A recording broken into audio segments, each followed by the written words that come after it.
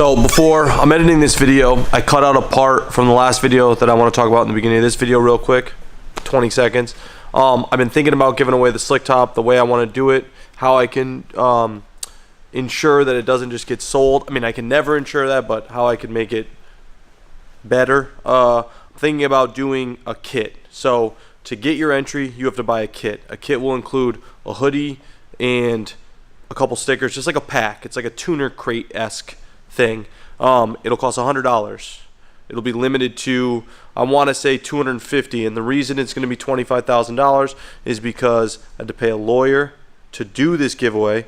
On top of that, I have to pay for the merchandise because I'm giving a hoodie, and on top of that, shipping and all the logistical stuff. So yes, it's a little bit more than selling it for the 15, but at the end of the day, I'll probably, you know, get a little bit over 15 for it, which is nice. That money will obviously go back into the channel, and I figure 250 is a good number because it gives you a 1 in 250 chance of winning, which is sick. Granted, you have to pay $100. At the end of the day, you're still going to get a hoodie, which I'd value at 50 bucks, some stickers, you know, some other stuff. So I haven't ironed out all the details yet, but that's how it's going to go.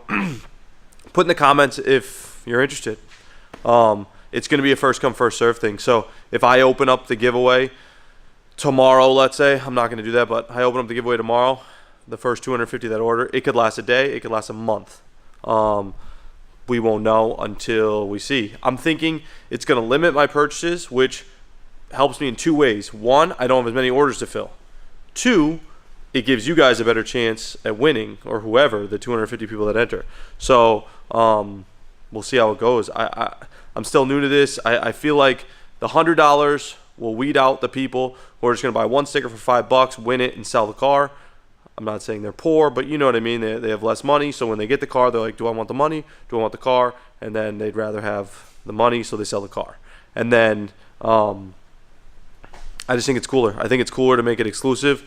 And if it were me, I'd pay $100 for a 1 in 250 chance of winning. You know, maybe I'd pay $200 and get 2 entries, but that's just how I am. I'd rather do that than enter a $5 giveaway that gives me a chance at 1 in a million chance. So I'm going to show the car really quick. I'm going to cut it to the video. Decided to switch back to the other tails. I don't know. I kind of think these break it up more. Look at this guy. He looks good in there. How do you feel? Well, I just bought it, so. Yeah, that's a good joke. I'm bringing this now to Charlie to get it corner balanced and aligned, and I just messed with the proportioning valve. Hopefully my brakes are a little bit better. I got to keep tweaking it, and I got the new pads in. So with the new pads, the ceramic pads, I don't know, hopefully they help too. Look at this guy on the phone in my BMW. So it's up on the lift, and the brakes were rubbing. One of the wheels almost fell off, and I don't remember, something else happened. So we're gonna lower the rear, corner balance it. I'm gonna like zip tie this up, even though this can't really go anywhere. Oh, I tightened the sway bar. That was the last thing I had to do. So that's all tight. I don't know, there's gonna be a couple little bugs like that. Just getting the scales ready. Sometimes I wonder if the people that watch know what corner balancing even does. You know? Probably not. You want to tell them? And just make sure that there's an even amount of weight on all 4 corners of the car, so it's not like more weight on one side, right. Doesn't make the car handle weird to turn. But what's crazy is that when doing that, you'll have each coil over at a different height. Yeah, slightly different. They'll be like a little different. You set the ride height first, so you want to make sure that it's like level, the rocker's level, or wherever you want your ride height set, and then it usually doesn't take much to get it like corner balance. You go up and down in each corner. I'm curious to see what the thing weighs. This is my favorite part about this. The weight distribution, right? What do you think it weighs? I don't know. I still gotta plug them in. Right. Give me a number. I don't know. Deleted ashtrays, dude. It's gotta be light. It's still probably, I don't know what they weigh stock. I would bet it's 3150. 30, I was gonna say 30. What do you think? With these big ass wheels. Yeah, I was gonna say 32 something. What does yours weigh? The black one's like 2770. 20, and what about like one of these, whatever one you rent? Same? That's 2800. What do these things weigh? 32. 32, that's it? 32 $275, I think is our minimum. That's not bad. With like the air jacks and everything. Everything, yeah. That's cool. These things look so good in this little corner. Shrine. Well, not before I leave, Charlie's gonna do a Auto Technic livery on the slick top. Real quick. Don't look. Do you want to guess what the weight is? No, we already did that. Dude. 29, wow. That's sick. So the car weighs 2987 and How much gas is in it? a half tank. Alright. That's light. All those ashtray deletes added up, huh? Yeah, the little plastic parts are good. Little plastic parts. The AC's gone. Yeah. But I still have cats and all that stuff. I have these heavier brakes, heavier wheels. And everything. Wow. That's light. That's pretty good. For a race car. Yeah, that's the move. The slick top is and the fixed rear seat is the stiffest E36 chassis you can get. Yep. So we lowered the rear just a little bit because it was much higher than the front. He's gonna set up the scales. But we're gonna tuck a little tire in the rear, and the front is like basically flush with the tire, right? Yep. We didn't touch the front. The front was good. Here goes.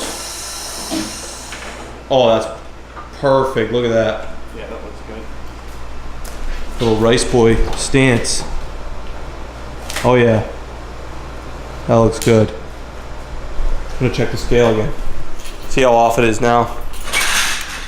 2988. Look at it. This is a little crazy. Yeah, the cross is still 47. So for Well, this scale might be like way up in the air. I haven't leveled. what's the left and rear? So the rear, that's like front to rear balance. So you have 50% of the weight is in the back, 50.2% is in the back. So that's perfect. Pretty Yeah. perfect. Yeah, and 49.2 is pretty good left to right. But like I said, the scales aren't leveled yet, so I have to get the laser on level them so that they're all the same height. So one's not like pushing up more than Right. the other side, because that'll throw off the corner balance. And then you're just gonna line it with the sticks. Yep. And then you gotta do. You also have to check the tire pressure because that makes a big difference. Really? If like one's at like 15 pounds, the other one's at 40, that's the 40 will obviously be higher, Right. so it'll act like more weights on that side. I really do like these tails more. Yeah, they're much better. They than look all way reds. better. Yeah. Yeah, the red was just too cool. Yes. Because it was like more pink too. Like this is a deeper red. It looks like. Yeah. Looks good. So Charlie's aligning this the old school way. That's what I call it. He's got the string set up, measure the distance, get the string straight, and then adjust everything. And I don't know, it works. You think this is more accurate than the lasers? I wouldn't say it's more accurate. It's just as accurate. Yeah. Though. It's just a little harder to do. It's just a little more time. A few more consuming steps. to set up. I almost wonder if it's more accurate. Depends on how well the system's set up. The laser Right. system, like if it's professionally installed and all dialed The ground in, is level and all that stuff. calibrated every day or whatever, then yeah. So it's got like 2.5 degrees camber front, 1.5 rear. It was already like that. He didn't have to really mess with it too much, which is really nice. And now we're just gonna fix a toe because the passenger rear wheel is really out of whack.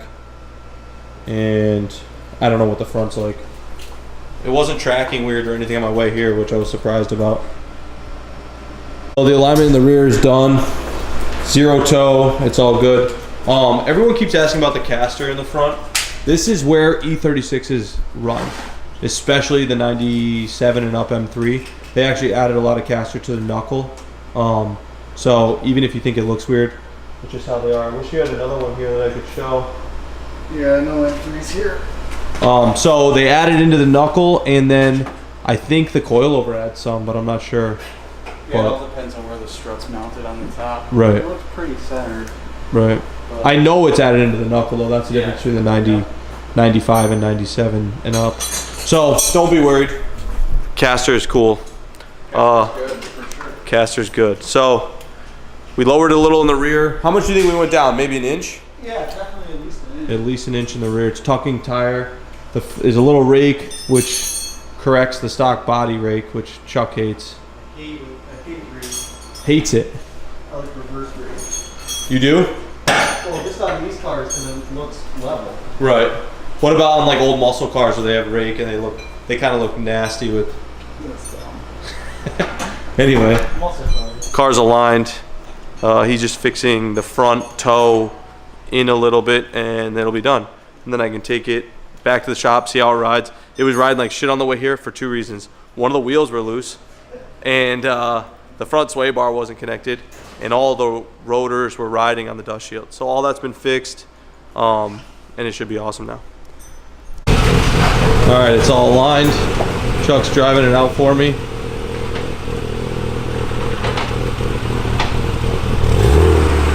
It's a lot quieter. Oh, the rear looks so good.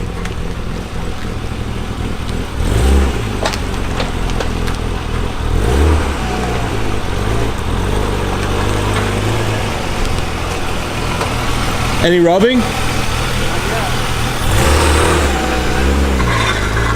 Brake rotor.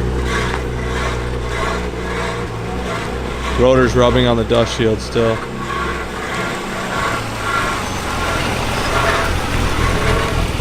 Is that the rotor rubbing on the dust shield still? Yep. That's so annoying. Yep. When I do the pads, I'll bang it out around, all around. I think there's, I want to say there's still air in the line. Yeah, I think we should manually do it. Yeah. Because we use the brake bleeder. But do you feel how bad the brakes, like? I think it's because there's air in it. That's what I think too. Cool. High beams on? Yep.